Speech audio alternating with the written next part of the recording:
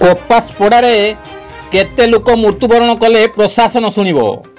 ढेंकीकुट ठारू करंजिया दे रांची को संजोग करथुवा NH 220 ढेंकीकुट ठारू मात्र 2.5 किलोमीटर दूर कोपासपड़ा बांकरे 15 दिन भितर बाइक दुर्घटना 3 जन युवकों मृत्यु घटी। पूर्वर 10 जन मृत्यु एठारे बाइक दुर्घटना ही मृत्यु होईछि।